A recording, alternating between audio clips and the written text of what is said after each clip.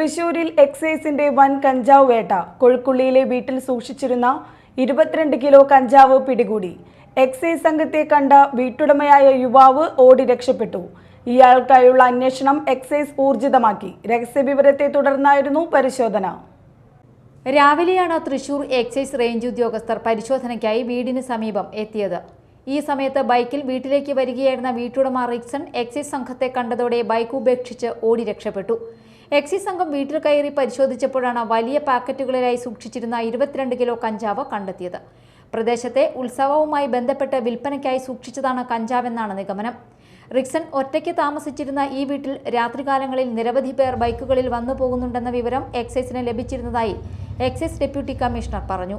സംഭവത്തിൽ കേസെടുത്ത എക്സൈസ് രക്ഷപ്പെട്ട റിക്സനായുള്ള അന്വേഷണം ഊർജിതമാക്കിയിട്ടുണ്ട്.